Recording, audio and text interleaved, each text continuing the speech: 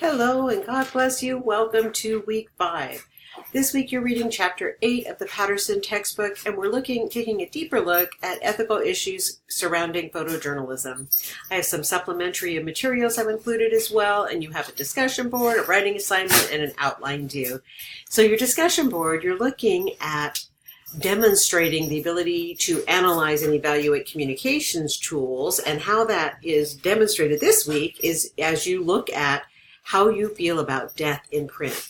Is it ever okay? List 4 to 5 reasons why you think death in print is appropriate or not, and give an explanation for your reason.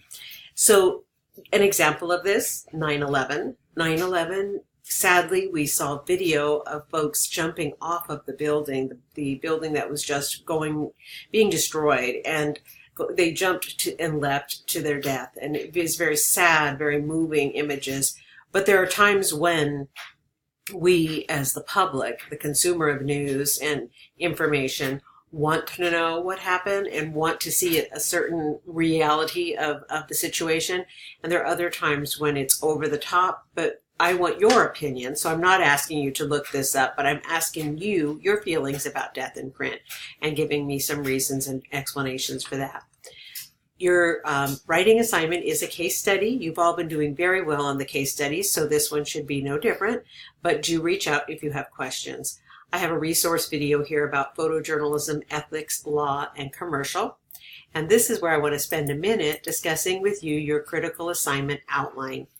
I'm not expecting any set format for the outline. The outline will be no more than 1 page. You can either create a bulleted list or you can write in paragraph form about what you plan to do. But this project, which is due week 8, which is your critical assignment, is an ethics past and present comparison.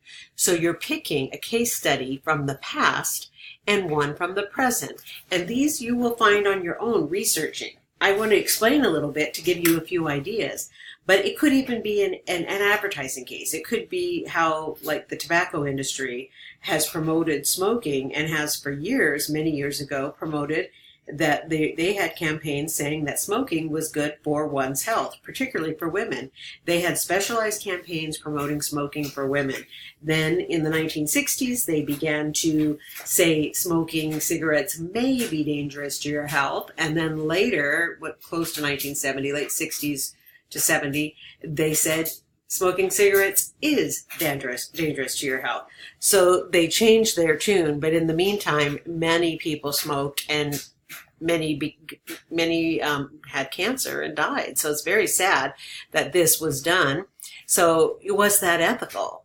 I think not. And then today, a present case study could be the vaping and the different flavored tobacco, vapors. I don't know the exact terminology, but you know what I mean. We see public service announcements now where they're talking about bubblegum flavor and, that this is something that's actually set up to attract young people so that they may become addicted to tobacco, and then we start this horrible cycle again. So that's one example. Another may be something that you have witnessed as far as like plagiarism in journalism. Perhaps there's a historic case you find on that, and then you find one that's more contemporary that you can show. That would be a great example. But this is something that you need to flesh out, but you don't have to do it alone. And in fact, I'm going to show you through the CVU library. You can go online. You'll need to log in with the same login you have for your Lancer mail, for your mail system, or for Blackboard, that same login. And this LexisNexis is now called Nexis Uni. It used to be LexisNexis, so I often refer to it still as LexisNexis. But it is the academic LexisNexis in which you can search. Oh, I see here that, actually, there was an error there. I think it'll be working by tomorrow, but LexisNexis is one of the sites where you can go and search and find news articles from historic articles to current. So you're able to search, and you can also find transcripts of programs. You can find all kinds of good information there. So that's one opportunity for you. if you get that error again, let me know. But I know we do have this account, but we have special collections here as well. There are databases, news databases.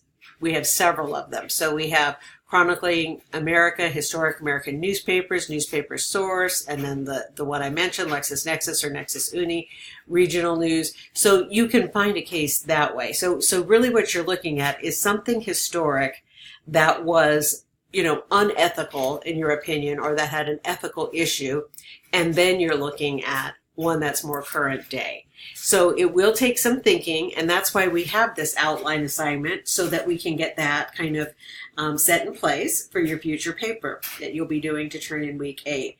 So prior to doing your outline, if you have, say you have an idea, oh, I know a current one, but I don't know a historic one, or this is historically what I want to cover, but I'm not sure of a current one. You can send it to me and I'll give you feedback. So you're not in this alone. I'm here to help.